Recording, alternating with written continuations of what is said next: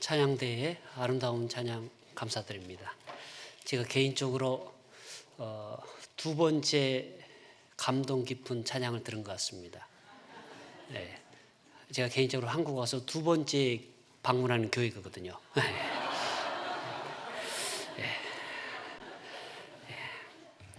자, 우리 잠시 기도드리고 시작하겠습니다. 사랑과 은혜가 풍성하신 하나님 아버지, 하나님의 그 깊으신 사랑으로 저희를 구원하여 주시고 그 넓으신 은혜대로 저희를 교회 안에 불러주시고 먹이시고 입히시고 양육해 주심에 감사드립니다. 2000년 전 저희를 이 땅 가운데 불러주시고 저희를 주의 자녀 삼아주심을 깊이 감사드립니다. 그리고 주께서 승천하시기 위해 저희에게 한 가지 부탁한 그 이루 위에 오늘도 살아갈 수 있음에 감사드립니다. 잠시 잠깐 후에 주를 배울 그날에 주님 앞에 부끄럽지 않고 떳떳하고 영광스럽게 주님 앞에 설 수 있게 도와주시옵소서.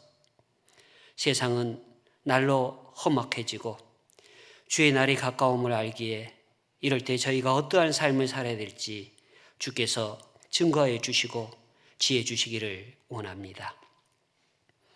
아직도 저희 주변에 이뤄진 영혼들이 많습니다. 지혜 없는 자에게 지혜 주시고 능력 없는 자에게 능력 주시고 또한 어찌 주를 증거해야 될지 모르는 어눌한 입술 속에도 하나님께서 함께하여 주시옵소서. 오늘 특별히 주의 날을 맞이해서 주 앞에 나온 우리 많은 형제자매님들 계십니다. 혹 형제자매님들 가운데 마음에 애통하여 하는 이가 있다면 위로하여 주시고 힘있고 낙심하는 이가 있다면 주께서 그 팔과 다리에 소송하는 힘을 허락하여 주시옵소서. 그리하여 사나 죽으나 주를 증거하는 일에 부끄러움이 없도록 담대한 삶을 살아갈 수 있도록 도와주시옵소서. 오늘 함께하는 이 시간 저희들과 함께 주실 것을 믿으며 저희를 구원해 주신 고마우신 우리 주 예수님의 이름으로 감사하며 기도드렸습니다. 아멘. 시편 27편 함께 찾아보시겠습니다.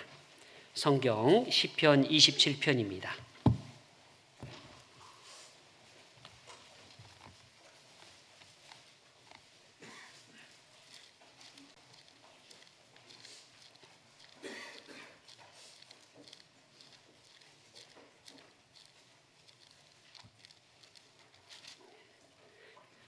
시편 27편 4절로 6절입니다.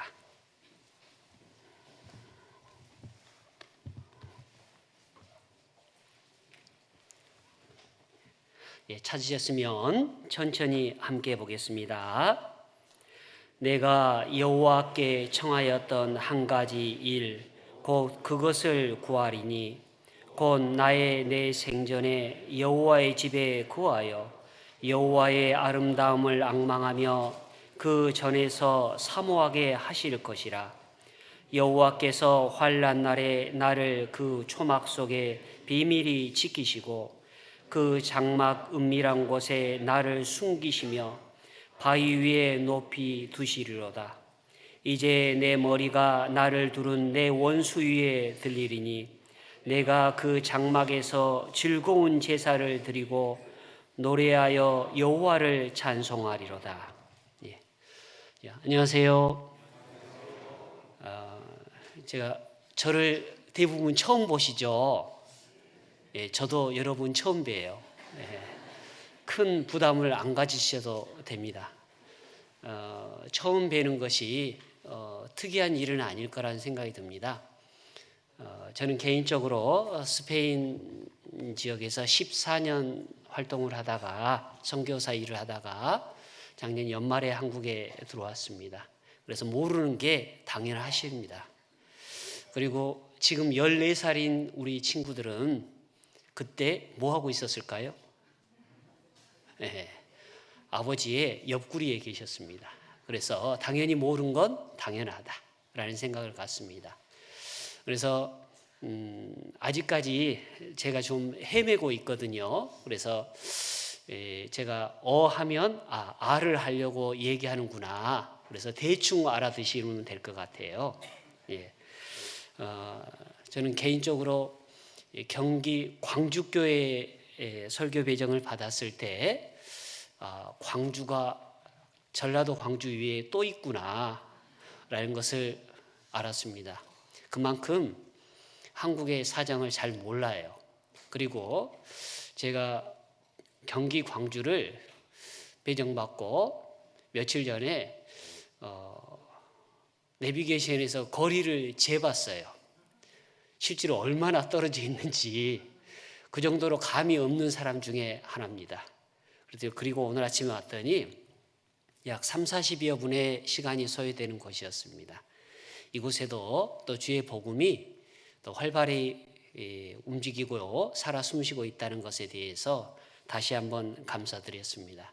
그리고 마지막 부분에 산 정상으로 오를수록 우리 넓은 우리 교회의 모습을 보고 성도님들의 희생과 땀이 헛되지 않았다는 것을 다시 한번 느끼게 됐고 교회 성도님들을 향해서 존경스러운 마음을 가지게 됐습니다. 자, 시간이 되는 대로 꼭 기회가 되는 대로 또 나중에 선교 얘기를 좀 나눠보도록 하겠고요. 오늘은 시편 27편에 나와 있는 다윗의 간증과 같은 그의 죽음 앞에 둔 그의 소망을 한번 들어보도록 하겠습니다. 일반적으로 사람들은 많고 높고 그리고 위대한 꿈을 하루에도 수십 차례 꾸고 살아갑니다. 그런데 그 하루에도 수천 수만의 꿈을 살아간다 할지라도 우리의 삶은 딱 하나밖에 살아갈 수가 없어요. 어떤 이는 그 꿈을 이루고 살아가는 사람도 있고 그 꿈이 이루어졌음에도 불구하고 또 다른 꿈을 꾸고 살아가기도 합니다. 그런데 어떤 이는 보면 어렸을 때 큰 꿈, 위대한 꿈을 꾸기도 하죠. 세계 제일, 지상 최대, 그리고 심지어 우주 최강의 꿈을 꾸기도 해요. 예전에 저희가 젊었을 때, 물론 지금도 젊습니다. 안 믿으시는군요. 근데 제가 젊었을 때 대우그룹의 김우중 회장이라는 분이 계셨어요.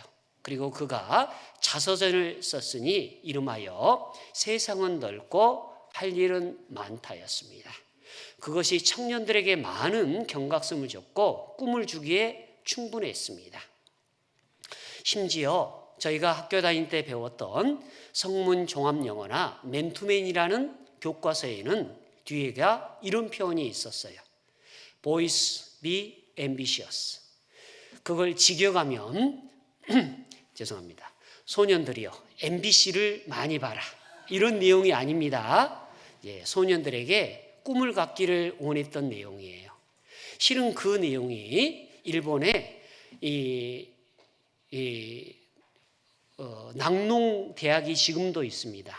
그 낙농대학에 미국의 선교사가 왔다가 자국으로 돌아가면서 그 학교의 소년들에게 한 말이 Boys be ambitious예요. 소년들이여 꿈을 가지라. 자, 청년에게 있어서 소년들에게 있어서 꿈 굉장히 중요합니다. 그것이 청년의 삶을 움직이게 하는 큰 모티브가 되기도 하죠. 궁극적으로 우리 성도에게 있어서 어떤 꿈을 가지고 있습니까? 그것이 구원받은 성도이든 구원받은 이후에 우리에게 주어진 기회가 있다면 갖는 꿈이라면. 그래서 제가 꿈에 대해서 좀 알아봤더니 우리 김구 선생님이 이런 표현을 썼더라고요. 김구 선생님의 나의 소원이라는 책 중에 이런 구절이 있더라고요. 하나님께서 내 소원이 무엇이냐고 물으신다면 나는 이렇게 대답하겠습니다. 나의 소원은 서슴지 않고 대안의 독립이요 라고 말하겠습니다. 그리고 또 나에게 묻는다면 나는 또한 더 큰 목소리로 이렇게 대답할 것입니다. 우리나라의 독립이요. 더 나아가서 하나님이 나에게 또 하나의 소원을 묻는다면 나는 확신에 찬 목소리로 이렇게 대답하겠습니다. 나의 소원은 우리나라 대한의 완전한 자주 독립이요 라고 대답하겠습니다. 참 김구 선생께서 구원을 받았다면 참 똑부러지는 신앙생활을 했을 거라는 생각이 들어요. 그죠? 세 가지 각기 다른 질문이고 세 가지 각기 다른 소원을 얘기해도 그 누구도 그를 책망할 수 없을 거예요. 그런데 세 가지 다른 소원 속에 그런 동일한 소원을 얘기하고 있어요. 대안의 완전한 자주 독립이요. 우리는 소원에 관련된 것을 동서양을 막론하고 이야기를 많이 들어봐요. 혹시 알라딘의 요술램프 얘기 들어보셨어요?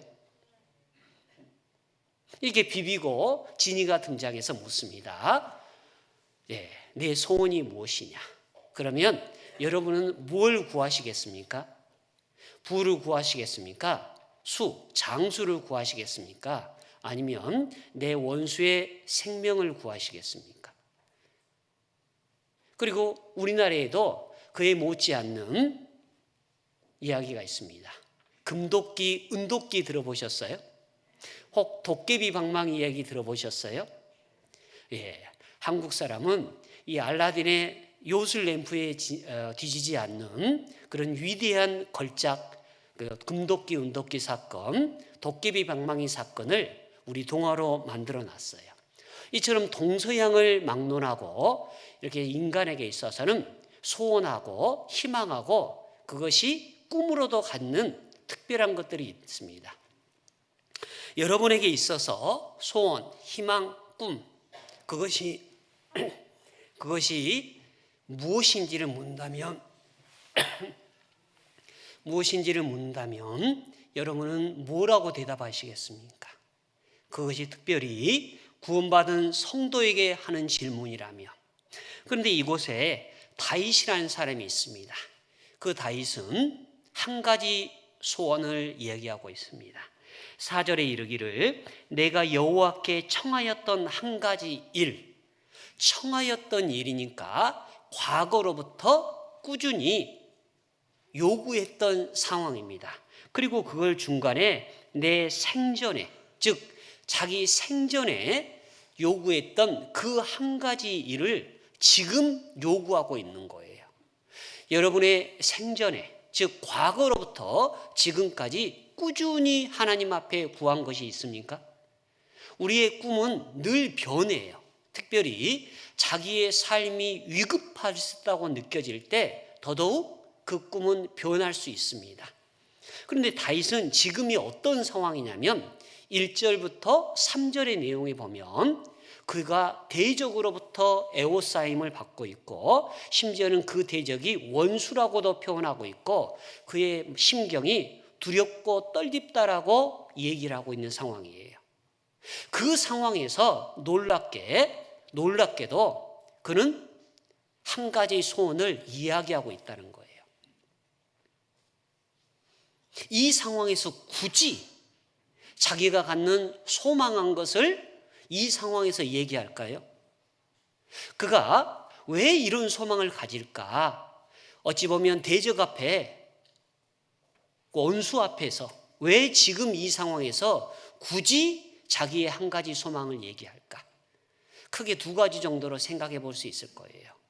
자기가 어찌해 볼 수 없는 원수 대적, 자기가 두렵고 떨림으로 서 있는 그 대적 앞에 어차피 죽을 거면 자기가 이 순간이 내 생의 마지막이 된다면 하나님 앞에 원했던 그 한 가지를 내 눈으로 목도하고 죽기를 원하는 거예요. 또 하나는 정반대적인 시각입니다. 내 원수, 내 대적, 그것이 나에게 두려움이 될 수 있지만 그는 3절 끝에 이렇게 얘기하겠습니다. 내가 오히려 안연하리로다. 평안하고 안녕하대요. 대적과 원수가 있음에도 불구하고 전혀 두렵지 않다, 떨리지 않다라는 거예요. 왜? 하나님께서 나와 함께 하시기 때문이라는 겁니다. 과거의 역사를 통해서, 과거의 경험을 통해서 그는 하나님을 알고 있는 거예요. 하나님께서 이 상황에도 나와 함께 하고 싶다는 겁니다. 자, 두 가지의 경우수를 얘기했습니다. 어쩔 수 없는 죽음을 맞이해야 되는 상황이라면 소원을 얘기하겠다. 이제 반대급부적으로 내가 전혀 흔들리지 않겠다라는 역설적인 상황 속에서 자기의 소원을 얘기하고 있는 거예요. 우리가 죽음이 우리를 가까이 하고 있다면 우리는 어떤 소원을 얘기할까요? 대부분 장수를 구할 거예요. 그리고 원수의 생명을 구할 거예요. 그런데 다윗은 놀랍게도 이것도 저것도 아닌 자기가 늘 평생에 꿈꿔왔던 그 한 가지를 얘기하고 있다는 겁니다. 여러분에게 있어서, 아니 나에게 있어서 어떤 꿈, 소망, 한 가지 소원을 내가 어찌할 수 없는 상황에 놓여 있을 때 얘기를 들어줄 수 있다면 뭘 구하시겠어요? 아마 19은 지금 현재 직면한 문제를 해결하려고 할 거예요. 놀랍게도 다윗은 그러하지 않았던 거예요. 지금 우리의 삶이 안연하십니까? 평안하십니까? 그렇다면 지금이 적기예요. 뭘? 내 평생의 소원을 한번 정해보시기를 원합니다. 이것이 죽음 앞에 놓여 있으면요, 생명을 연장을 구하기도 하고, 원수 앞에 있으면 원수의 생명을 구할 수도 있고, 때론 어려움 앞에 있으면 부를 구할 수도 있어요. 때문에 지금이 가장 안연하다면 지금 딱 한 가지만을 구해보셔요. 그리고 그게 내 삶의 마지막이 되고 내 원수가 나를 둘러싸인 그 상황에서도 떳떳하게 한번 구할 수 있는 것인가를 돌아봤으면 좋을 것 같아요. 내가 원하는 한 가지, 나의 평생의 소원 그 한 가지, 죽음 앞에서 과연 구할 수 있는 것입니까? 우리가 좀 더 현실적인 소원을 얘기하는 게 아니에요. 이상적이고 꿈에 바라는 소원을 얘기하는 것도 아니에요. 다윗은 현실과 타협하지 않았으며 그가 평생에 소원했던 것, 그 한 가지를 지금 원수를 목전에 두고 이야기하고 있는 거예요. 평안할 때, 안녕할 때 아직 정해보지 못했다면 지금 그것을 구해보시는 건 어떨까요? 자, 여기 한번 접어두고 성경 열왕기상 2장입니다. 성경 열왕기상 2장.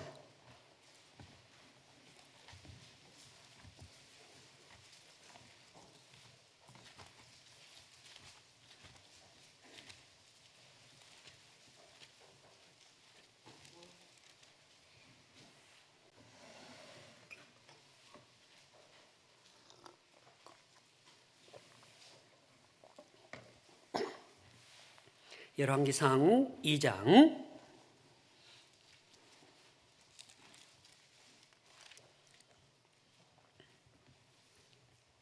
15절로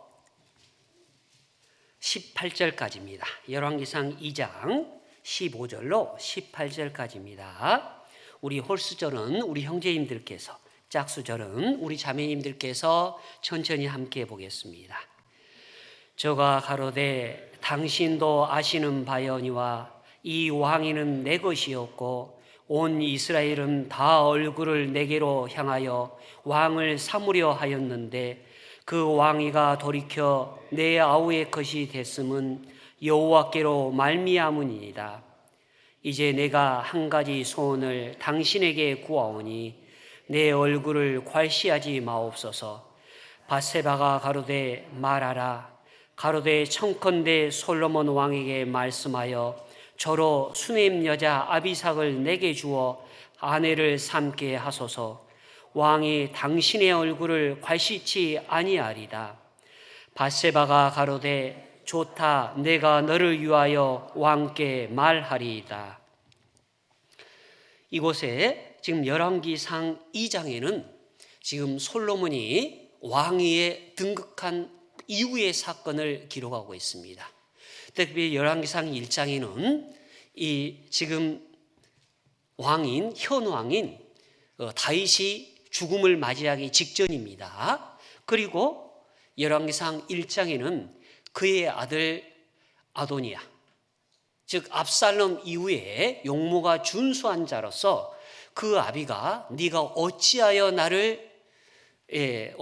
그리하였느냐라고 한 번도 평생에 부모에게 섭섭하게 한 일이 없는 그 효자 아들 아도니아가 자기가 왕이 되고자 하여 전배 50인을 세워서 특별히 군대 장관, 국방부 장관인 요압과 그리고 제사장인 아비아다를 자기 편으로 끌어들여서 역모를 시행하는 과정이 1장에 등재되어 있습니다.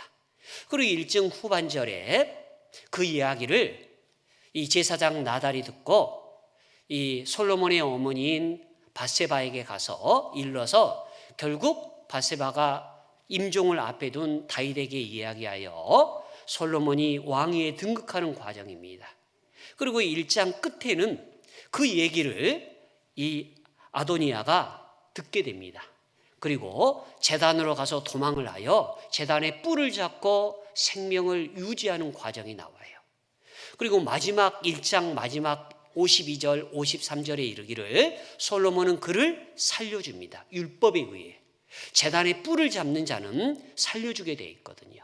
그러면서 얘기합니다. 네가 선한 사람이 되면 너를 죽이지 않겠다 라는 최후 경고와 함께 아도니아는 살아남게 됩니다.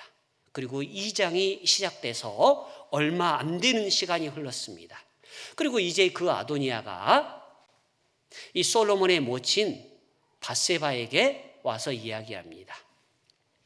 자, 2장 16절 이제 내가 한 가지 소원을 당신에게 구하오니 내 얼굴을 괄시하지 마옵소서. 밧세바가 가로되 말하라. 가로되 청컨대 솔로몬 왕에게 말씀하여 저로 수냄 여자 아비삭을 내게 주어 아내를 삼게 하소서. 왕이 당신의 얼굴을 괄시치 아니하리이다. 자, 아도니아는 이야기합니다. 내게 소원 한 가지가 있다. 그게 뭐냐? 수냄 여자 아비삭을 나에게 달라. 어찌 보면 왕으로서 여인 하나를 주고 얻는 것에 대해서는 큰 문제가 없어 보입니다. 그게 수냄 여자 아비삭이었습니다. 그래서 밧세바는 큰 문제가 없어 보여서 아들 솔로몬, 왕이 된 솔로몬에게 나아가서 이 얘기를 합니다. 20절입니다. 밧세바가 이르되 내가 한 가지 작은 일을 왕께 구하오니 내 얼굴을 괄시하지 마소서. 왕이 대답하여 내 어머니여 구하시옵소서. 내가 어머니의 얼굴을 괄시치 아니하리다. 가로되 청컨대 수냄 여자 아비삭을 아도니아에게 주어 아내를 삼게 하소서. 자, 보셔요. 분명히 아도니아는 한 가지 소원이라고 했습니다. 그런데 어머니는 20절에 이르기를 내가 한 가지 작은 일이라고 폄하시켰습니다. 아도니아는 결코 작은 일이라고 한 말이 없죠. 그런데 그 어머니는 그 얘기를 듣고 작은 일이라고 여겨버렸던 거예요. 그런데 그게 뭡니까? 수냄 여자 아비삭을 구했던 겁니다. 그런데 솔로몬의 입장에서 그 얘기를 듣고 뭐라고 얘기했을까요? 어머니가 얘기하는 것처럼 참 사소한 일이네요. 내가 왕으로서 그건 일도 아니죠. 수냄 여자 아비삭이요? 필요한 거 있으면 더 이야기하세요. 이렇게 얘기할 줄 알았는데 솔로몬의 반응은 의외였습니다.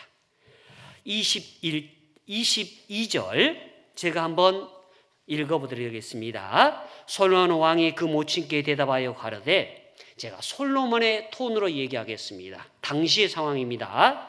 어머니, 어찌하여 아도니아를 위하여 수냄 여자 아비삭을 구하십니까? 저는 나의 형이니까 차라리 저를 위하여 내가 앉아있는 왕의 자리도 주시지 그래요? 아니, 차라리 제사장 아비아달과 국방부 장관 요압도 위해서 그들을 위해서도 구하시지 그래요? 이렇게 얘기하고 있는 거예요. 솔로몬은 왜 이렇게 화를 냈을까요? 굉장히 분노를 했어요. 왜 그랬을까요? 그 어머니가 얘기한 그 한 가지가 결코 작은 일이 아니기 때문에 그래요. 무슨 일이냐? 수넴 여자 아비삭이 누굽니까?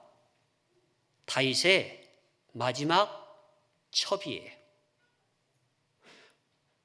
수넴 여자 아비삭은 이방 여인으로서 당대 가장 아름다웠던 여인이고, 다윗이 이제 죽음을 앞두고 몸이 차가워지니까 신하들이 그의 몸을 따뜻하게 하기 위해서 그 수넴 여자 아비삭을 첩으로서 그의 침실에 넣어줬어요.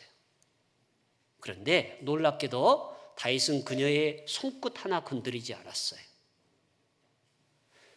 즉 손을 대지 않았지만 공식적으로 그의 첩인 거예요. 그런데 이 아도니아는 그 아버지의 첩을 달라고 한 거예요. 그런데 그 어머니 솔로몬은 이게 무슨 큰일이냐 전혀 이해하지 못했습니다. 그런데 솔로몬은 화를 내고 분기탱천해서 결국 그를 죽였어요. 이유가 뭘까요? 과거 바사 지역과 고대 근동에서는요, 이렇게 새 왕으로 취임을 하면 선 왕의 첩들을 취해서 왕권을 인정받는 풍습을 가졌던 거예요.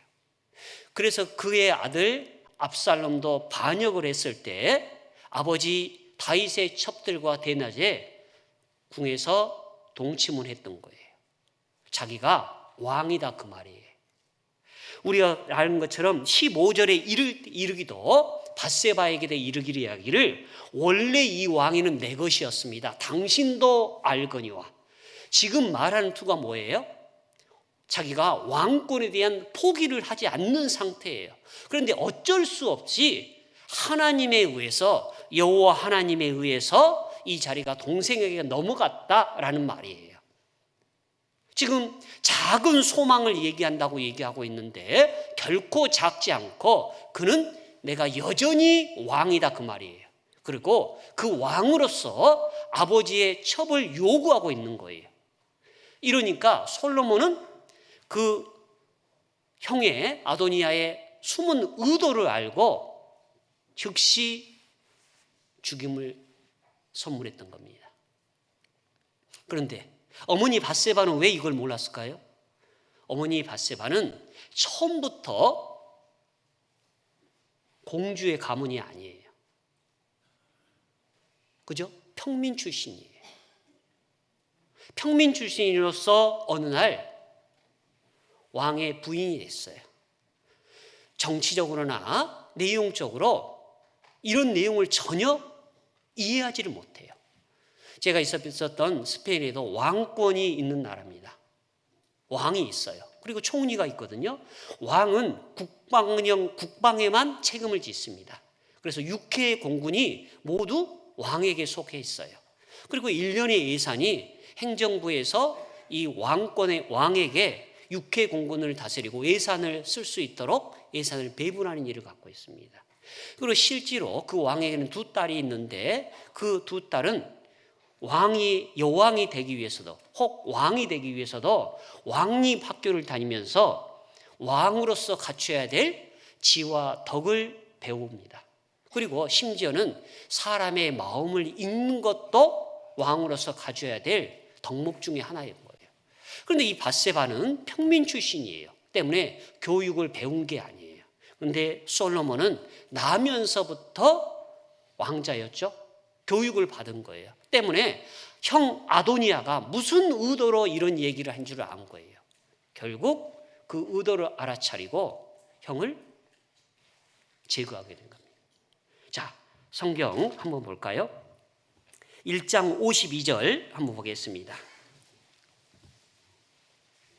1장 52절 솔로몬이 가로되 저가 만일 선한 사람이 될진데 그 머리카락 하나라도 땅에 떨어지지 아니하리니와 저의 가운데 악한 것이 보이면 죽으리라. 제단의 뿔을 잡은 아도니아에게 한 말입니다. 아도니아가 왜 죽었습니까? 외적으로는 수넴 여자 아비삭을 구하는 일 때문에 죽었어요. 그러나 내적으로는 선한 사람이 되지 못해서 죽은 거예요. 잠언에 이르기를 개가 그 토한 것을 도로 먹는 것 같이 미련한 자는 그 미련한 것을 거듭 행하니라 그랬어. 그가 죽을 위기에 놓였음에도 살아났어요. 그러나 그는 그 미련함을 버리지 못하고 거듭 행해서 죽음에 이른 거예요. 그가 왜 죽었습니까? 내적으로나 외적으로나 전혀 변함없는 삶을 살았기 때문에 그래요. 그가 구한 한 가지 소망이 자기 육신을 위한 것을 위해서 구했어요. 외적으로는 육신을 위해서 살았던 거고 내적으로는 전혀 회개하지 않는 삶을 살았던 거예요. 우리가 과연 하나님 앞에 구할 수 있다면 그 한 가지를 구하고 그 한 가지를 하나님께서 나에게 응하게 한다면 나는 무엇을 구할까요? 모든 사람이 자기의 유익된 것을 구하려고 그래요. 자기의 유익을 위해서 구한다고 빌립보에서도 기록되고 있어요. 우리는 좀 더 자기 유익이 아니라 타인 중심의 것을 구할 수 있었으면 좋겠어요. 아도니아가 왜 죽었냐? 내적으로나 외적으로나 전혀 회개하지 않는 자기의 유익을 위한 삶을 살았기 때문에 죽은 거예요. 그 한 가지가 자기의 생명을 위할 줄은 전혀 몰랐죠. 세상 사람들을 보십시오. 많은 꿈을 가진다고 그랬죠. 큰 꿈을 가진다고 그랬죠. 실은 그 많고 큰 꿈을 가져도 우리는 한 번밖에 인생을 살지를 못해요. 그리고 어떤 이는 그것을 이루었다 할지라도 또 꿈을 꾸고 살아가요. 세상적으로 꿈은 끝이 없어요. 그래서 우리가 잘 아는 것처럼 야고보서 1장 24절 25절에 이르기를 욕심이 장성해서 뭘 낳죠? 죄를 낳아요. 죄가 결국 사망에 이르게 되죠. 세상적으로 욕심은 사망에 이르게 돼 있어요. 내가 갖는 꿈과 소망, 희망이라고 하는 것, 그 한 가지가 결국 나를 사망에 이르게 할 수 있다는 거예요. 근데 내가 갖는 것이 내 위주의 삶을 것을 구하고 있습니까? 하나님, 저 돈 좀 주셔요. 제가 통장에 얼마 안 남았거든요. 동그라미 좀 채워주셔요. 자기 본위의 유익을 구하고 있습니까? 심지어 세상 사람이라고 손짓했던 김구 선생은 그 위치에서 자기의 가족의 안위를 구하는 게 아니라 나라의 독립을 구했어요. 일국의 왕이 돼서도 자기의 삶을 위해서 살지 않았는데 하물며 성도에게 있어서 뭘 구하시겠습니까? 자기의 본의의 삶을 구하는 게 아니에요. 놀랍게도 이 사건이 딱 터지고 나서 얼마 안 돼서 솔로몬은 우리가 잘 아는 것처럼 뭘 구했습니까? 3장입니다. 열왕기상 3장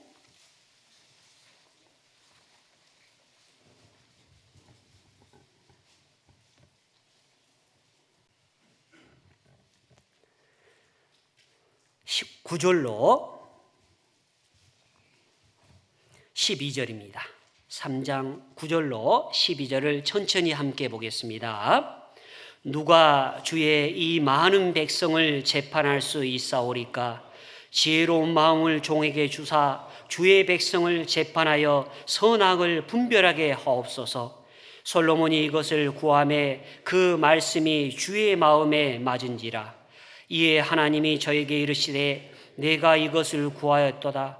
자기를 위하여 수도 구하지 아니하며 부도 구하지 아니하며 자기의 원수의 생명을 멸하기를 구하지 아니하고 오직 송사를 듣고 분별하는 지혜를 구하였은즉 내가 내 말대로 하여 내게 지혜롭고 총명한 마음을 주노니 너의 전에도 너와 같은 자가 없었거니와 너의 후에도 너와 같은 자가 일어남이 없으리라. 보셔요. 사건이 얼마 안 됐습니다. 그런데 솔로몬이 구한 것은 과거에 형이 구했던 형 아도니아가 구했던 것과 상이한 것을 구했어요. 솔로몬은 왜 이런 걸 구했을까요? 왜? 보셔요. 지금 아도니아는 압살롬 이후에 용모가 준수하고 그 아비에게 네가 어찌하여 그러하였느냐라는 말을 들어본 적이 없을 정도로 극진의 효자였어요. 그와 비교해서 솔로몬은 어땠을까요? 쉽지 않았을 거예요. 그리고 지금 그 형이 죽었어요. 제사장 아비아달이 죽었습니다. 요압이 죽었어요. 온 나라에 존경을 받고 친송을 받았던 사람들이 다 죽었어요. 그리고 솔로몬이 왕으로 등극했습니다. 어찌됐든 간에 내외적으로 국가가 굉장히 시끄러웠었고 혼란스러웠을 거예요. 그에게 있어서 이 혼란스러운 시국을 어떻게 다스려야 될지 큰 숙제였을 거예요. 백성의 아픔을 볼 수 있는 눈이 필요했을 거고, 백성의 소리를 들을 수 있는 귀가 필요했을 거고, 그것을 온전히 분별하고 보고 듣고 분별할 수 있는 넓은 지혜가 필요했을 거예요. 그는 그래서 지혜를 구한 거예요. 다윗은 이제 죽음이 가까워지고 60대 후반이 되고 있습니다. 그리고 솔로몬은 10대 후반에 왕이 된 사람이에요. 실제로 그가 말한 것처럼 나는 작은 아이라 외적 내적으로 작을 수밖에 없는 아이입니다. 그에게 필요한 건 뭐였을까? 자기를 도와줄 외적인 힘 있는 존재가 아니에요. 정치적으로 자기를 도와줄 나달 선지자와 같은 큰 힘 있는 사람이 아니었던 거예요. 그는 백성을 돌아볼 마음을 요구했어요. 백성이 힘이었으니까. 그리고 그 백성의 마음을 헤아릴 수 있는 넓은 마음을 요구했던 거예요. 그 상황이 그러할 수밖에 없었어요. 어찌어찌해서 그는 하나님으로부터 더 많은 것들을 얻었죠. 우리가 마치 금도끼 은도끼 사건의 내용처럼, 이 도끼가 네 도끼냐? 아우, 제 금도끼 아닌데요? 은도끼는 제거 아닌데요? 쇠도끼는 그것도 아니에요. 저는 이빨 빠진 다 쓸모없는 그 도끼예요. 어우, 정직한 아이로구나. 다 가져. 우리 동화책 아시죠? 어찌 보면 동화책의 일부와 같은 내용이 솔로몬에게 일어나고 있다는 거예요. 너 수도 구하지 않니? 아닌데요. 부도 구하지 않니? 아닌데요. 네 원수의 목숨은 아닌데요. 어우, 이놈 봐라. 보통 놈이 아니네. 너 다 가져. 넓은 마음과 함께 그가 구하지 않는 수와 부와 그리고 그의 원수들의 생명까지를 하나님께서 허락하셨어요. 그리고 하나님 성경은 이야기합니다. 이것이 하나 주의 마음에 맞은지라. 주의 마음에 맞았대요. 중요한 것은 우리가 하나님께 수많은 것을 꿈꾸고 살아가요. 하나님, 내가 필요한 거 이거 있죠? 좀 적어보셔요. 저 첫 번째 저기 분당의 아파트 그거 있죠? 32평. 적으시라니까요. 자, 저 통장 있죠? 요거 주택 통장, 요것도 좀 주시고, 이번에 차 살려고 그러니까 요것도 좀 적어주시고, 딸아이 결혼하고 아들아이 결혼하는데 요것도 좀 쭉 리스트를 적어요. 세상에서는 그걸 버킷리스트라고 그러죠. 하나님 앞에 혹 그렇게 구하고 있지 않나요? 그런데 그걸 받아본 하나님이 뭐라고 그럴까요? 주의 마음에 맞은지라 라고 얘기할까요? 우리는 마치 하나님을 알라딘의 요술 램프처럼 구해요. 하나님 나와보셔요. 그리고 비비면 그때 나와요. 그리고 하나님께 필요한 걸 그때 구해요. 그분이 알라딘의 요술 램프입니까? 내 삶에 있어서 필요한 것을 해결해 주러 오신 분입니까? 그게 과연 내가 구하는 것이 주의 마음에 맞을까요? 왜 구해도 주시지 않고 왜 간구해도 들어주시지 않는 걸까요? 내가 목청 높여 소리 높여서 그에게 구하는데도 왜 내게 그 흔한 것 하나를 주시지 않을까요? 그것이 답이 이 구절에 있어요.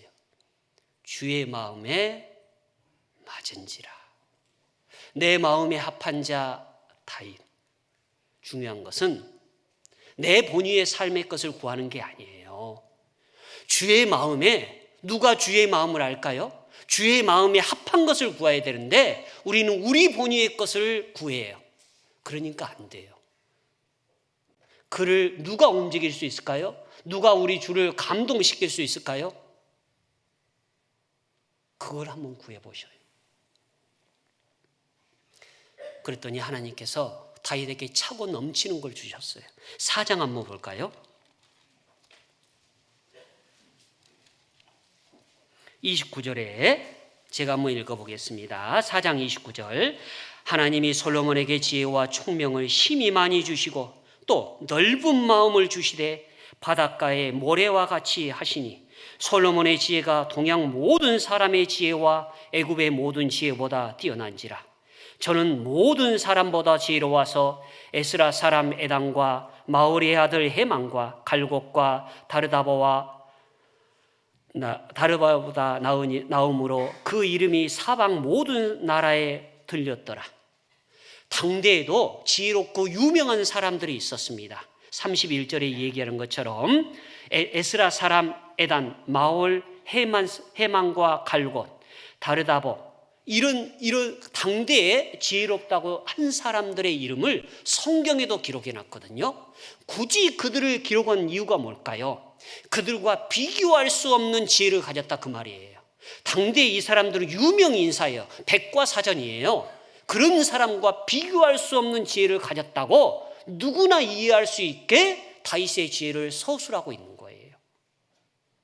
근데 더 놀라운 것이 있어요. 32절에 저가 잠언 3천을 말하였고, 잠언 3천을 말했다고 그랬죠.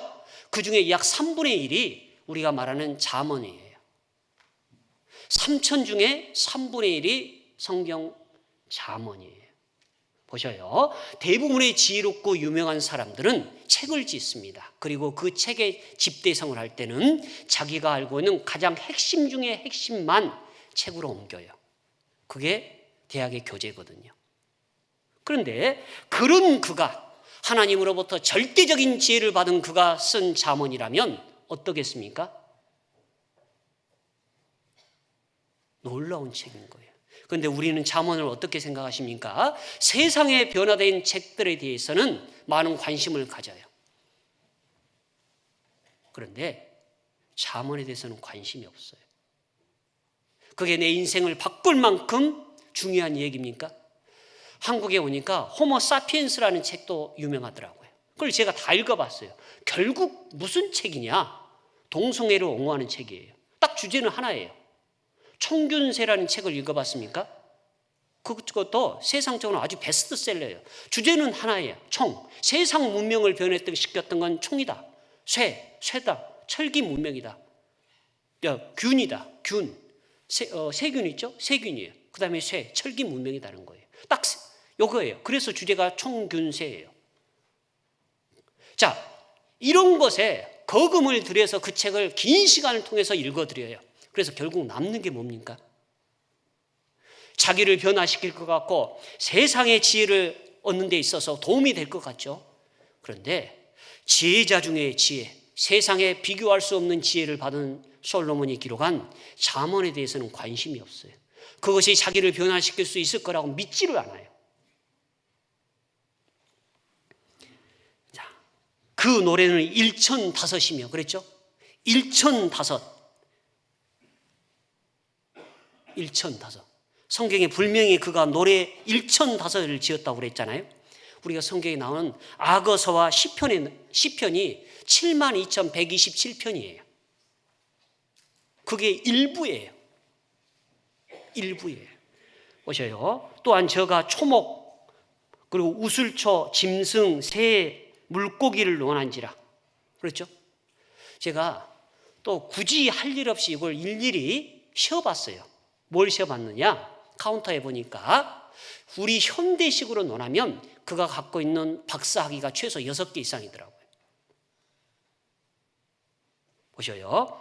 그가 잠언 3천과 노래를 1005을 지었다고 그랬죠? 일반적으로 문학박사라고 그래요. 문학박사. 문과 계열이죠? 그리고 초목과 우슬초와 백향목, 짐승과 새와 물고기를 논했죠? 생문학 박사예요. 그죠? 그러니까 잠언과 시편을 기록했으니까 문학이나 철학 박사를 얘기할 거예요. 그리고 초목과 우슬초를 했으니까 생문학 박사예요. 공학 박사예요. 그리고 더 놀라운 것은 그가 성전을 건축했죠? 절대적인 지혜로 만들었죠. 그게 하나님으로부터 설계도를 받았다 할지라도. 그게 건축학이나 공학 박사예요. 이러저러 해보니까 우리 시대에 박사학위만 6개 이상이라니까요. 그런 그가 집대성에서 만든 책이 뭡니까? 잠언과 시편, 천도서예요. 그것에 대해서는 관심이 없어요. 그죠? 솔로몬 왕은 왕이 된 다음에 딱 하나님께 구한 것은 딱 하나예요. 지혜예요. 넓은 마음이에요. 당시 상황을 온전하게 해결할 수 있고 전국의 안녕을 가져오기 위해서는 그 넓은 마음, 참으로 넓은 지혜가 필요했던 거예요. 하나님께서는 그에게 차고 넘치도록 주신 거예요. 차고 넘치도록. 그런데 어떻게 그걸 구할 생각을 했을까요? 어떻게 구할 생각을 했을까요? 현실적인 방안으로 저기 있잖아요. 군대 장군 요압, 아비아달 제사장 걔들 물리쳐주고 저 필요한 거 저렇게 좀 주시고 내 동역자들 좀 주시고 현실적으로 하나하나를 거론하고도 남아요. 할 수도 있어요. 그런데 그렇게 하지 않았어요. 그는 그것을 초월하는 자기보다는 이타적인 중심의 소원을 강구했어요. 어떻게 그럴 수 있었을까? 잠언 4장입니다.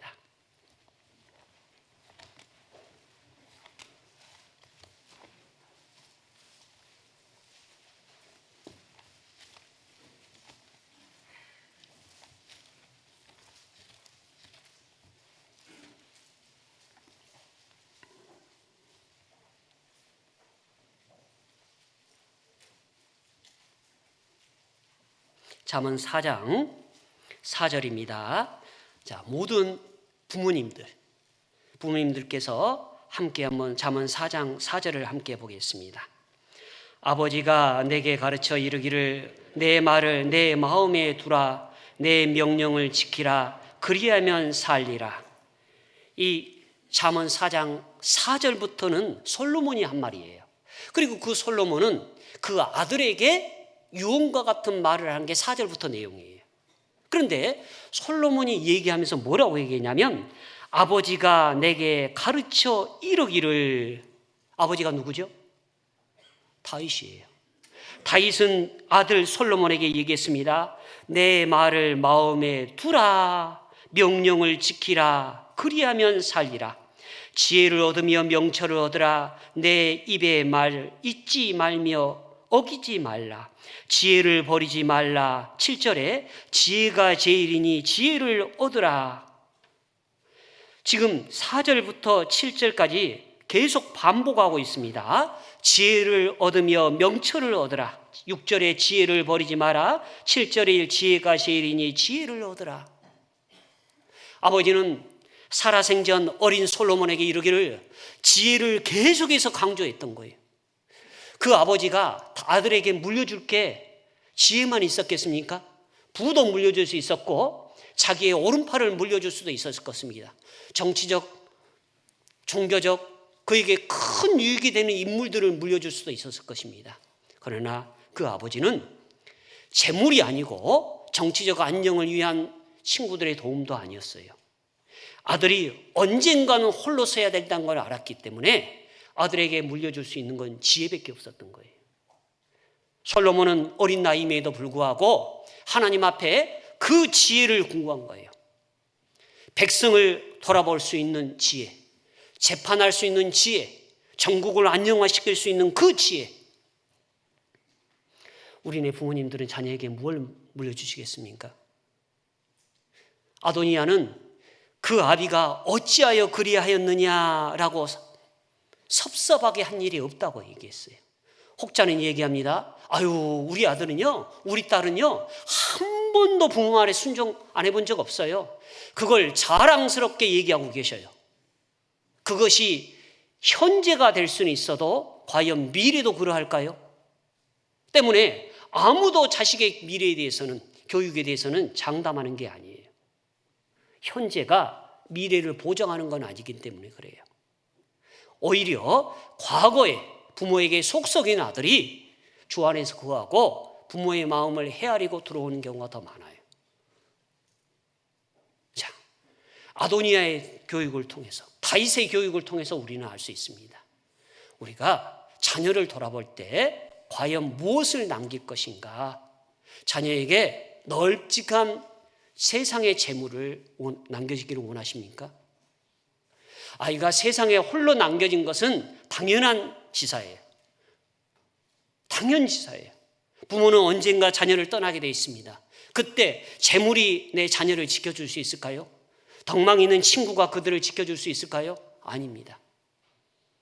아이에게 물려줄 것은 참 지혜, 그리스도밖에 없어요. 고린도전서 1장 24절에 보면 그리스도는 하나님의 능력이요 하나님의 뭐라고요? 지혜라. 그리스도는 하나님의 능력이요 하나님의 지혜라. 그리스도만이 내 아이를 지킬 수 있는 거예요. 참 지혜인 그리스도를 그 아이에게 심어줘야 돼요. 성경에 말하는 지혜는 누굽니까? 그리스도밖에 없는 거예요. 때문에 아이에게 재물 물려주려고 하지 마셔요. 제가 수원교회 은장의 담당이거든요. 은장의 어르신들한테 가면 얘기합니다. 어머니, 아버님, 자녀들에게 돈 주려고 하지 마셔요. 딱 통장에 500만 원만 남겨놓고 어머니, 아버님을 위해 쓰고 주를 위해서 쓰다가 주님 앞에 가셔요. 500만 원은 뭐예요? 장례식 치르라고. 한 푼도 남겨주지 마세요.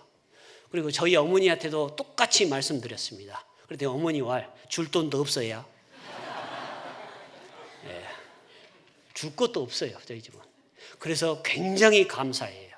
저도 지금도 마찬가지입니다. 아이에게 물려줄 게 없어요. 아주 심플해요. 그래서 고민 안 해요. 뭘 줄까 고민 안 해요. 근데 있으신 분들은 고민을 해요. 그죠? 안 그러신가요? 그래서 저같이 고민할 필요가 없어요. 아예. 예. 우리에게 궁극적으로 내 자녀가 지금 아버지에게 할 수 있다고 해서 안심하지 마셔요. 그 아이에게 참 지혜인 그리스도를 유산으로 물려주셔요. 재물은 유산이 되지만 신앙은 유전이 안 돼요. 외적인 부모의 능력과 모습은 유전이 될 수 있어도 신앙은 유전되는 게 아니에요. 그래서 고민인 거예요. 지금 당장 그 아이가 나에게 위로가 될 수 있고 내일에 나에게 공경의 대상이 될 수 있을지 몰라도 지금 물려줄 건 지혜예요. 다른 걸 선택하지 말았으면 좋겠어요. 그죠? 우리의 삶이 좀 더 신앙적이었으면 좋을 것 같아요. 그 재물을 물려줄 수도 있었어요, 다윗은. 그런데 놀랍게 다윗은 재물을 물려줄 때 무엇을 위해서 물려줬을까? 성전을 짓기 위해서 물려줬어요. 아들에게 야, 너 이거 재테크 해가지고 있잖아, 이거 투자해가지고 수익 나면 5대5로 이렇게 너 갖고 나 갖고 이렇게 한 게 아니죠. 그렇게 하고도 남아요. 그런데 그렇게 안 해도 솔로몬은 차고 넘치는 게 재물이에요. 그렇게 한 게 아니에요. 딱 그리스도를 위해서, 하나님을 위해서 살 수 있도록 재물을 남겨둔 거예요. 그리고 그 재물로 성전을 건축했죠. 솔로몬의 재물이 아니에요. 다윗의 재물이라는 거예요. 다윗은 평생에 소원했습니다. 여호와의 집에 거하며 그를 사모했어요. 그런데 그걸 하지 못하고 죽은 거예요. 하나님을 위해서 더 살지 못한 것을 안타까워하고 자기의 전 삶을 그에게 드려지기를 원했던 거예요. 그래서 죽기 전에 아들에게 참 지혜를 물려주기를 원했고 혹 자기가 갖는 재물 중에 그 모두를 하나님 앞에 드려지기를 원했던 거예요. 우리 교회가 어떻게 건축됐습니까? 많은 분들의 희생으로 건축됐어요. 어떤 분은 분명 자기 자녀에게 물려주고도 남을 재산은 있었을 거예요. 그리고 어떤 분은 쪼개서 적금해서도 교회를 건축했을 겁니다. 누군가의 희생으로 지금의 교회당이 마련됐어요. 정말 훌륭하신 부모를 두신 거예요.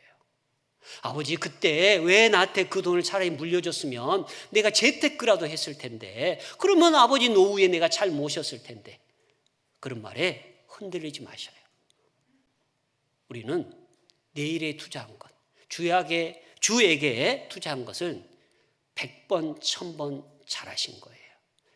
자녀에게 분명히 물려줬으면 그 자녀는 분명히 이 자리에 없을 수도 있을 거예요.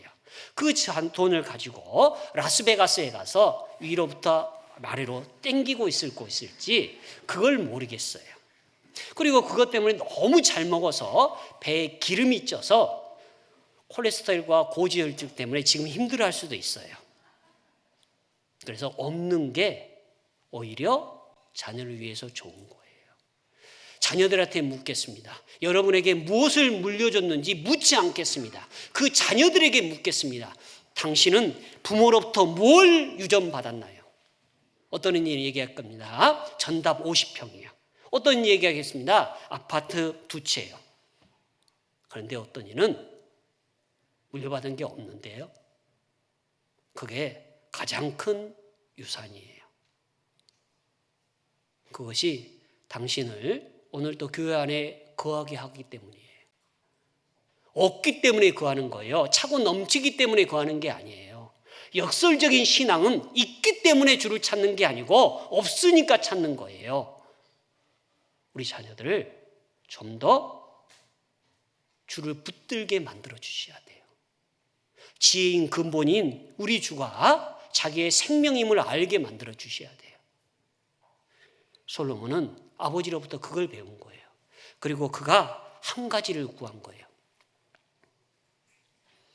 하나님이 말씀하셨습니다. 네가 수도 구하지 않고 부도 구하지 않고 원수를 멸하기를 구하지도 아니하였다. 그러니까 세 가지를 최소한 구할 수는 있는 거잖아요. 근데 그는 성경에 이르기를 주님께서 얘기하기를 오직 넓은 마음을 구했다. 그러니까 하나만 구한 거예요. 한 가지. 이처럼 자기의 삶에서 꼭 필요한 게 뭐냐는 거예요. 지금 그것을 생각하셔야 될 때예요. 우리가 좀 더 현실적인 삶이라고 그러면 노후를 준비하고 내일을 계획하는 삶을 살아야겠죠. 그런데 그게 아니에요. 열왕기하 2장 한번 보겠습니다. 열왕기 상이 아니라 열왕기하 2장입니다.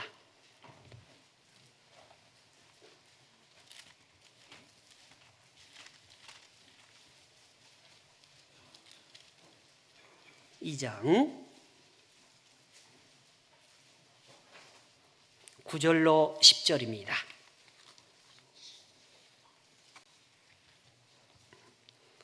9절로 10절. 자, 교회 가운데 모든 직분을 갖고 계시는 형제 자매님들, 심지어 교회 학교 안에서도 직분을 갖고 있다면 함께 한번 9절 10절을 해보겠습니다. 건너에 엘리야가 엘리사에게 이르되 나를 내게서 취하기 전에 내가 내게 어떻게 할 것을 구하라. 엘리사가 가로되 당신의 영감이 갑절이나 내게 있기를 구하나이다. 가로되 내가 어려운 일을 구하는도다. 그러나 나를 내게 취하시는 것을 내가 보면 그 일이 내게 이루려니와 그렇지 않으면 이루지 아니하리라 하고, 이제 엘리야가 승천합니다. 생도 50여 명이 다 지켜보고 있는 자리예요. 그리고 그 자리에 제자인 엘리사가 있습니다. 그리고 엘리사에게 묻습니다. 엘리사야, 내가 이제 곧 간다. 불병거를 타고 올라갈 텐데 네가 혹 내게 구할 것이 있느냐? 그러면 그는 뭘 구해야 될까? 고민을 했을 거예요. 주판을 튕겨봤을 겁니다. 지금 내게 필요한 게 뭐지? 하나하나 생각했을 것입니다. 그런데 놀랍게 그는 마치 준비해 놓은 사람처럼 질문에 대한 답을 쏟아냈습니다. 단 한 가지. 당신의 영감이 내게 갑절이나 있기를 원하나이다. 그는 주저하지 않았습니다. 망설이지 않았습니다. 고민하지 않았습니다. 즉시 내뱉었습니다. 당신의 영감이 내게 갑절이나 있기를 원하나이다. 왜 그랬을까요?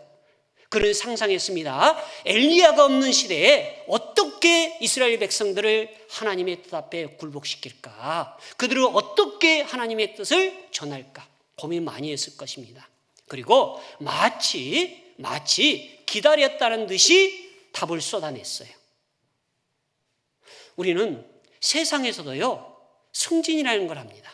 직장 안에서도 대리에서 과장이 되고 부장이 되기도 하고 여러 직책을 맡기도 합니다. 직책이 올라갈 때마다 어깨가 무거워진 것은 세상의 이치일 것입니다. 그럴 때마다 우리는 과연 하나님 앞에, 주변 이들에게 무엇을 구할 것인가? 사장님, 내가 이번에 직책이 올랐으니까 연봉이요, 더 올려주셔요. 그건 누구나 할 수 있는 걸 거예요.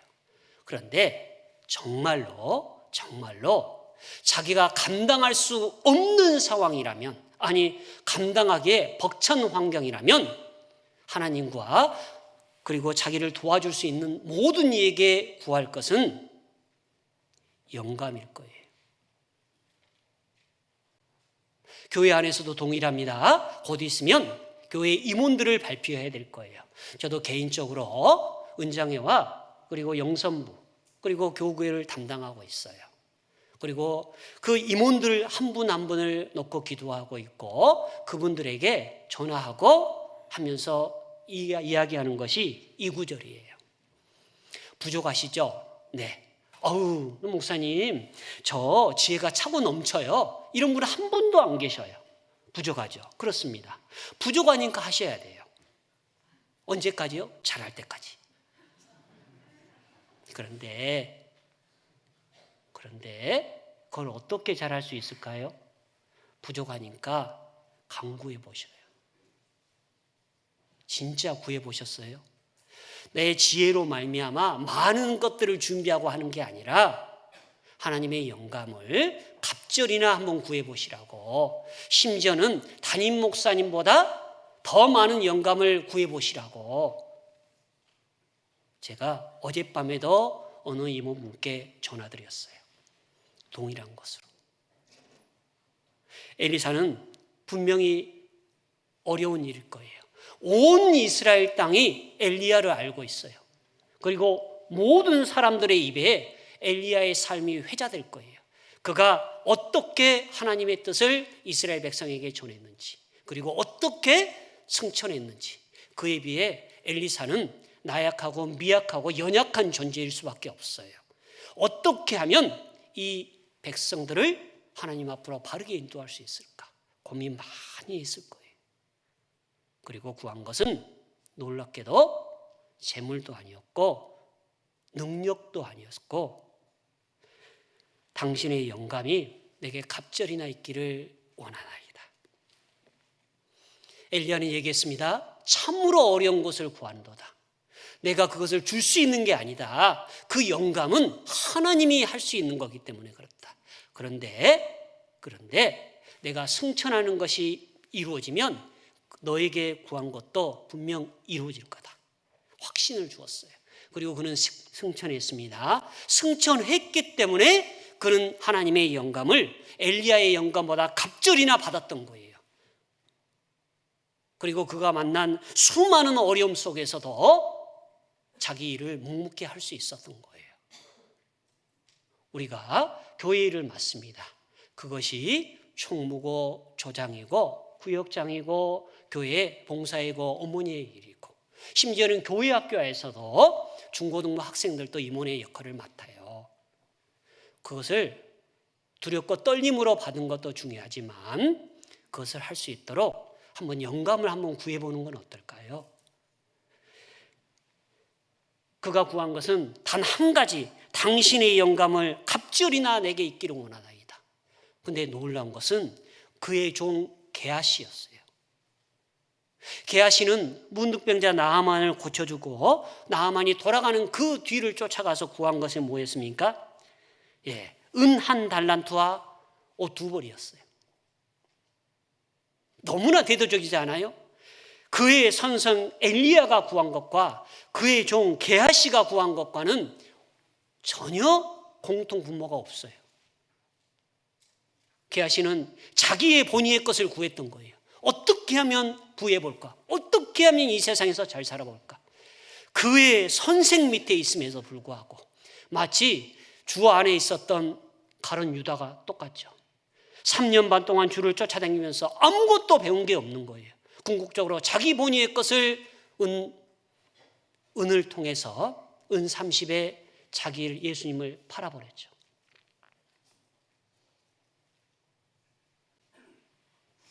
우리가 주 앞에서 구해야 될 게 뭘까요?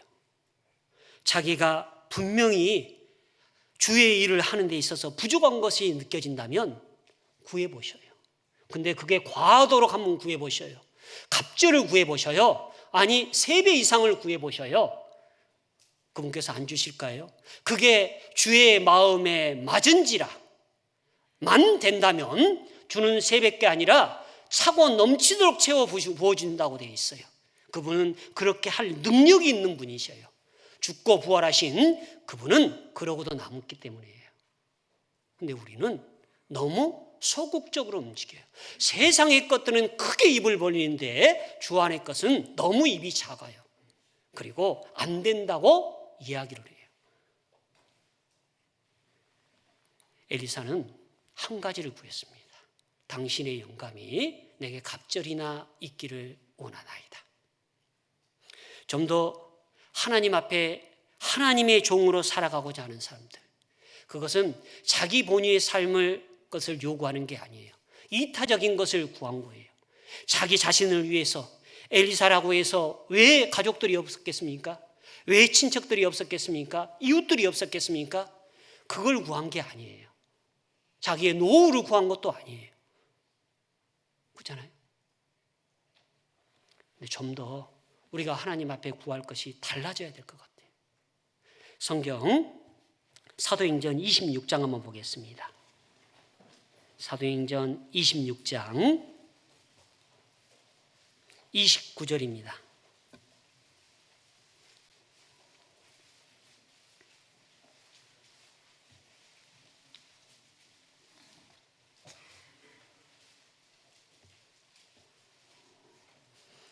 사도행전 26장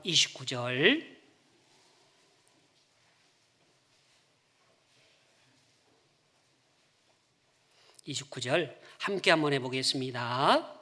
바울이 가로되 말이 적으나 많으나 당신뿐 아니라 오늘 내 말을 듣는 모든 사람도 다 이렇게 결박한 것 외에는 나와 같이 되기를 하나님께 원하노이다 하니라.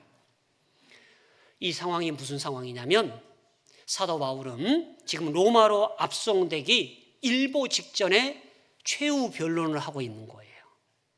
베스도가 준비한 법정 앞에 아그리빠 왕 앞에 지금 최후 변론을 하고 있는 상황입니다. 우리는 자녀들에게 가끔 하는 말이 있습니다. 공부해라. 좋은 말로 할 때 공부해. 뭐 저만 이런 말 듣고 자라온 거 아니시죠? 현대에도 부모님의 마음은 다 동일한가 봐요. 근데 굳이 이런 말을 한 이유가 뭘까요? 공부해라, 공부해라. 왜 그럴까요? 최소한 이 말을 하는 것은 부모님과 같은 삶을 살지 않기를 원하는 부모의 마음이 심겨져 있을 거예요. 그리고 또한 현재의 삶 속에서 그걸 만족하지 못하기 때문에 하는 말이에요. 공부해라, 공부해라.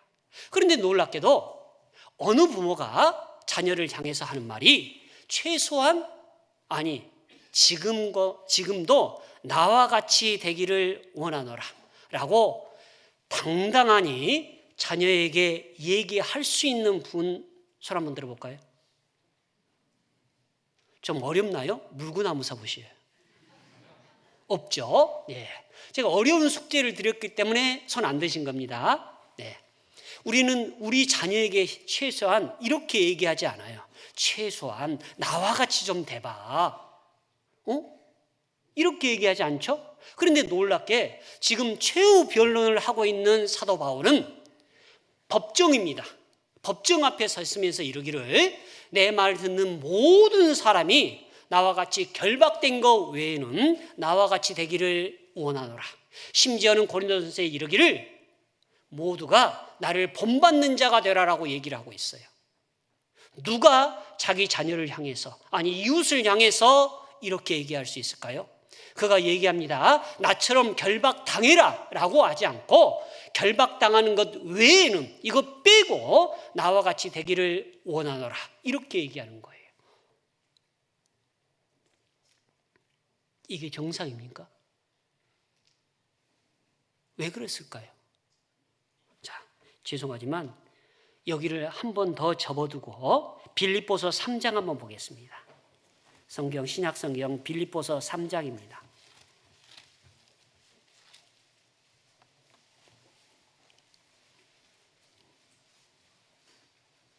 3장 4절로 6절입니다. 자, 성도님들 함께 빌립보서 3장 4절로 6절을 함께 보겠습니다.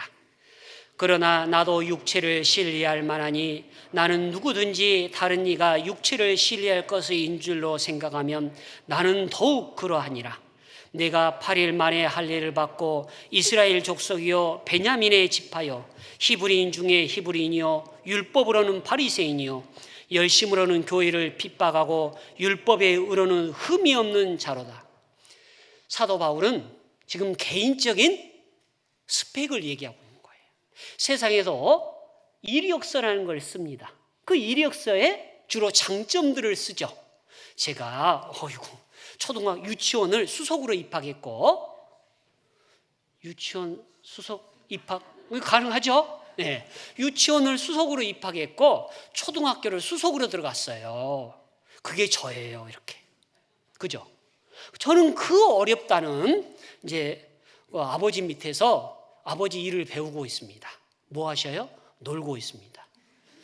이런 스펙을 쫙 자랑인 것처럼 이렇게 써요. 그리고 세상적으로도 자격증이 몇 개며 유학을 어디서 했으며 제 전공이 뭐며 제가 토익이나 토플이 몇 점이며 그리고 제가 어떤 인턴십 과정이 이런 거에 쓰는 걸 해봤어요. 저 그 정도의 사람이에요. 사도 바울은 굳이 이 얘기를 하고 있는 거예요. 4절부터 6절에 과거에 자기의 육체를 신뢰할 만하다고 자랑했던 사람들이 있었던 거예요. 그러니까 그 사람들 앞에 대놓고 너 그 정도의 스펙이야? 그러면 내 스펙과 한번 비교해보자 이거예요. 그 정도 네가 신뢰할 만한 육체적인 신뢰를 갖고 있느냐? 나도 만만치 않아. 나도 해볼 만큼 해봤던 사람이야 라고 얘기하는 거예요. 히브리인 중에 히브리인이고 태어날 때 8일 만에 할례를 했어. 더 놀라운 것은 나는 나면서부터 로마의 시민권자야. 그리고 내가 가말리아 학파에서 수학을 했어. 요즘 말로 하면 스카이 대학을 졸업했어. 이 말이에요. 로마의 시민권자라면 그 어렵다는 미국 시민권자다 그 말이에요. 근데 굳이 왜 이 얘기를 할까요? 왜? 자랑하려고요? 그게 아니에요. 그가 하고자 하는 말은 나머지 구절에 있어요. 자, 7절로 9절을 우리 함께 한번 해보겠습니다. 그러나 무엇이든지 내게 유익하던 것을 내가 그리스도를 위하여 다 해로 여길 뿐더러 또한 모든 것을 해로 여김은 내 주 그리스도 예수를 아는 지식이 가장 고상함이남이라. 내가 그를 위하여 모든 것을 잃어버리고 배설물로 여김은 그리스도를 얻고 그 안에서 발견되려 함이니 내가 가진 은은 율법에서 난 것이 아니요 오직 그리스도를 믿음으로 말미암아 곧 믿음으로 하나님께 난 의로라.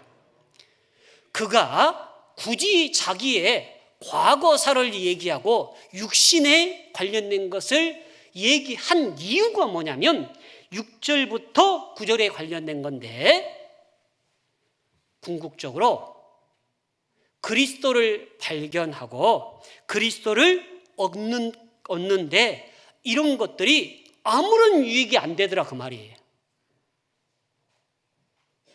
혹시 여러분이 갖는 재물로 인해서 구원받으신 분 계십니까? 여러분이 갖는 세상적인 지위와 명예 때문에 구원받으신 분 손 들어보세요. 우리는 놀랍게도 없어요. 그런데 그 반대급부적인 것 때문에 구원받은 사람은 많아요. 내가 재물을 다 잃어버렸을 때, 명예 없고 타인의 곁에 멸시받고 천대받는 그 상황에 구원을 받아요. 놀라운 것은 자기가 가진 외적인 이 스펙이, 화려함이 장점이라고 여겨지는 그것들이 그리스도를 얻고 그 안에서 발견되는데 해가 되고 심지어는 배설물이 돼요. 여러분, 우리가 갖는 세상적인 스펙이, 장점이, 달란트라고 하는 그것들이, 은사라고 하는 그것들이 혹 해라고 느껴진 적이 있으십니까? 심지어는 그게 배설물이라, 똥이라고 여겨진 적이 있으십니까? 저는 개인적으로 그러본 적이 없어요. 나는 그것들이 그리스도를 아는데 더 유용하다고 생각했고, 심지어는 그리스도를 알고 난 이후에 그걸 한 번도 배설물로 여겨본 적이 없어요.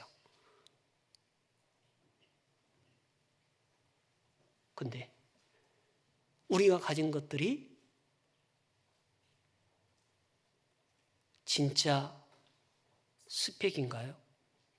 진짜 은사고 달란트인가요? 사도 바울은 그렇게 얘기하지 않아요.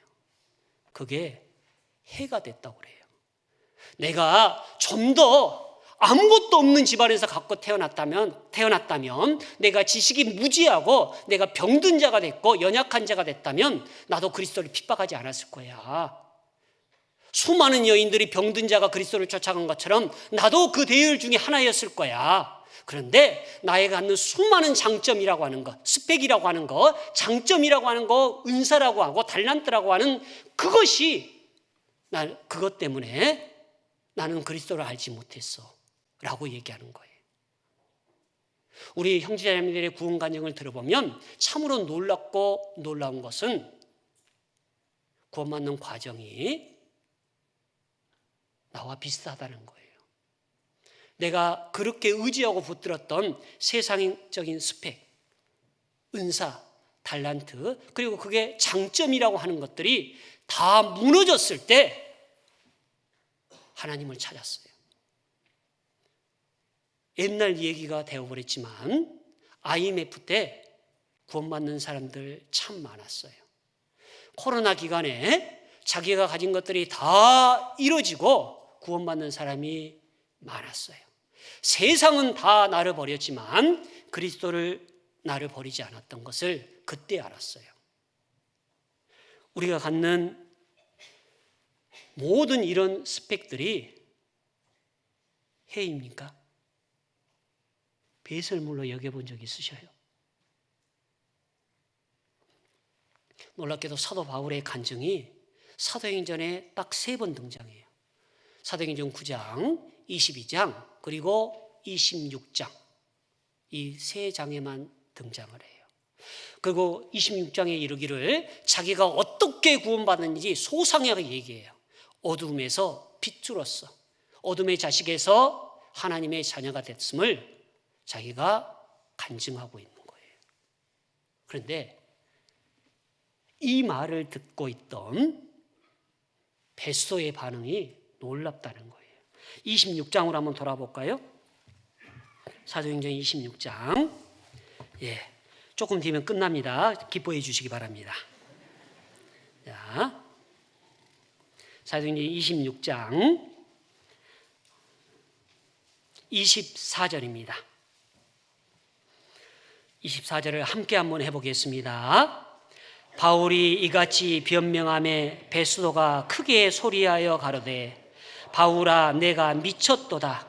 내 많은 학문이 너를 미치게 한다 하니.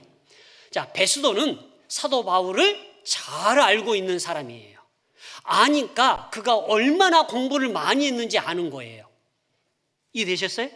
그러니까 익히 사도 바울을 알고 있는 사람의 입장에서 자기가 이 사도 바울이 가졌던 외적인 스펙들, 그리고 로마의 시민권까지 가말리엘 학파에서 공부했던 그 놀라운 학문적인 지식까지를 다 버렸으니까 그를 알고 있는 입장에서 미친 거예요. 보셔요. 사도 바울에 의해서 구원받은 사람들이 한 말이 아니에요. 베스도는 사도 바울의 과거를 알고 있는 사람이에요. 그 애가 어떤 스펙을 갖고 있는지 알고 있어요. 상세히 알고 있어요. 공부를 얼마나 많이 했는지도 다 알고 있어요. 그런데 그걸 버렸대요. 해가 됐대요. 배설물처럼 버렸어요.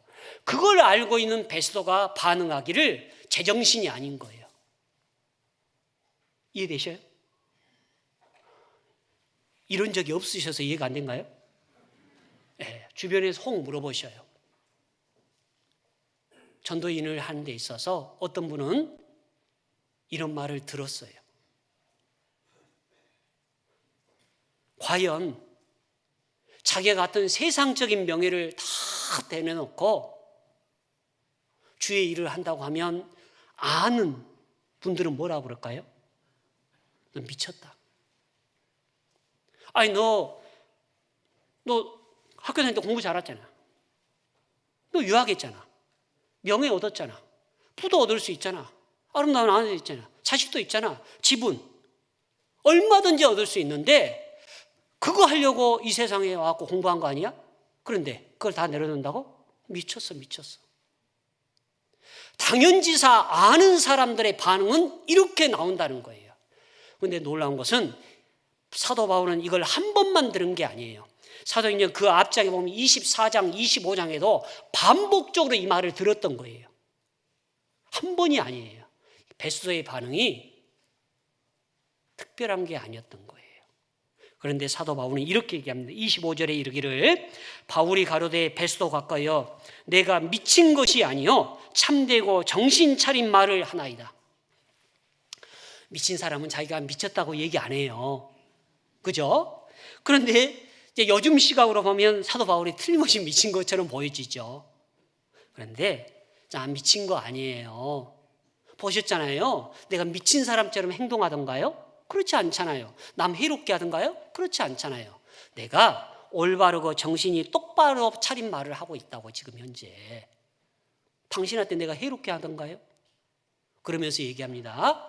베스도 당신뿐만 아니라 아그리빠 왕뿐만 아니라 이곳에 있는 모든 사람이 다 나와 같이 결박된 그 외에는 나와 같이 되기를 원하나이다. 왜 그럴까요? 궁극적으로 자기가 갖는 모든 스펙을 내려놓을 수 있고 자기가 갖는 달란트, 은사라고 하는 것들, 장점이라고 하는 것들을 다 내려놓을 수 있는 궁극적인 이유 하나는 딱 두 가지 경우 외에는 없어요. 뭘까요? 첫 번째, 미친 거예요. 제정신이 아닌 거예요. 그죠? 그러니까 베스도가 이렇게 얘기한 거예요. 둘째, 이게 아니라면 둘째, 자기가 얻고자 했고 그 안에서 발견되고자 했던 그것에 대한 가치 때문에 그래요.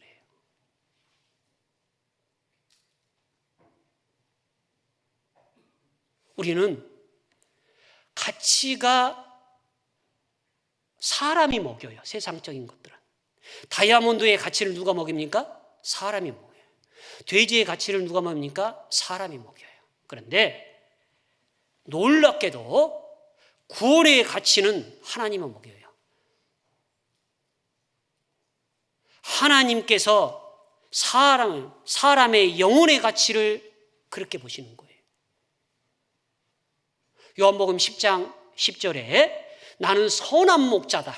선한 목자는 양을 위해서 제 목숨을 내어놓거니와 라고 되어 있죠. 근데 보셔요. 생각해 보셔요. 어느 목자가 양이 100마리가 있었대요. 근데 한 마리가 벼랑에 서서 달롱달롱해요. 이제 죽을 것 같아요. 근데 그 양을 구하다가 목자가 죽었어요. 양은 살렸어요. 그러면 동네 사람들 입장에서 양 100마리나 갖고 있는 사람이 양 한 마리를 살리기 위해서 목자가 죽었대요. 그것도 냄새나는 양 한 마리를 살리기 위해서. 그러면 동네 사람들의 반응은 어떨까요? 고귀한 희생, 그리고 그의 묘비명을 만들어줄까요? 여기 양 한 마리를 위해서 죽은 목자에 묻히다. 이렇게 할까요? 그런 동네 사람 한 분도 없어요. 저 사람 미쳤어. 아니, 양이 코 한 마리 잊어버리면 어때? 잡아먹으면 되지. 그리고 한두 마리야? 99마리 있잖아. 그런데 그거 살린다고 목숨을 내나? 정신없는 소리 하고 있네. 안 그럴까요?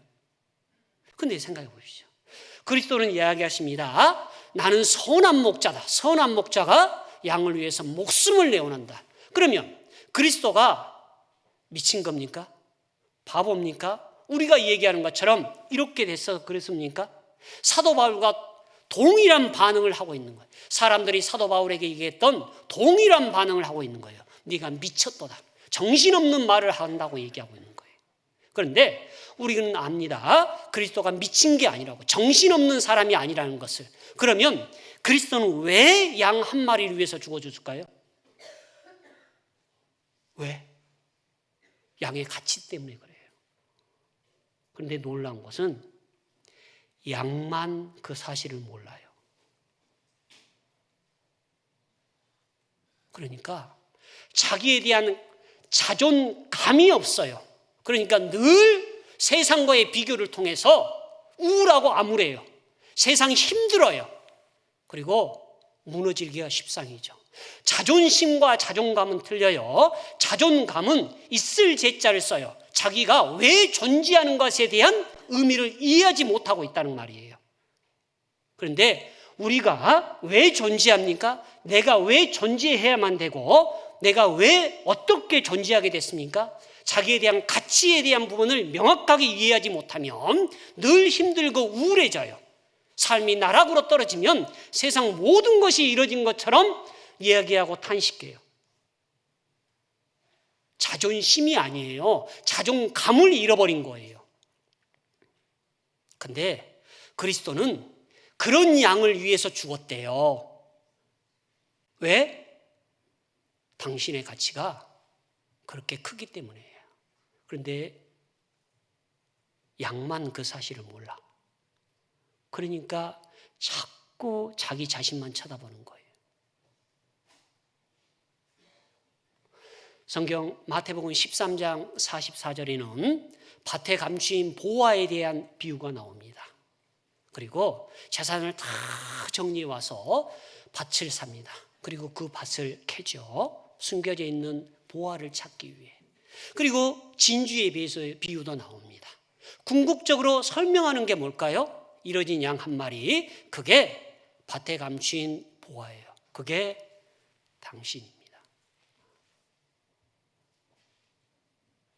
사도 바울은 자기의 삶에서 가진 그 놀라운 스펙, 장점, 은사, 달란트, 어떤 용어로 대답해야 될지 모르겠는데 그런 수많은 것들을 해와 배설물로 여길 정도로 그리스도에 대한 가치를 알고 있었던 거예요. 제가 얼마 전에 한번 인터넷을 검색해 봤더니 아마존 주식이 초창기에는 비해서 약 397배가 상승을 했대요. 여러분에게 10년 뒤에, 아니 1년 뒤에 397배 상승하는 주식 종목을 알려주고 100% 397배 상승할 것을 알려주면 투자하시겠어요? 안 하시겠어요? 집 다 팔아서 은행 대출을 싹 끌어와서 투자를 해야 되겠죠? 왜 1년 뒤에 100% 그만큼 돌려준대요? 그죠? 왜 그럴까요? 가치를 알아본 거기 때문에 그래요. 우리는 불확실한 내일에 대한 투자가 아니에요. 명확하고 확실한 것에 10,000% 아니 100,000%, 100,000% 확실한 것에 대한 투자를 한 사람들이에요. 그리고 그것을 잠시 뒤에 돌려받게 되는 거예요. 사도 바울은 학문적으로 부족한 사람이 아닙니다. 명예적으로 그리고 물질적으로 부족했던 사람이 아니에요.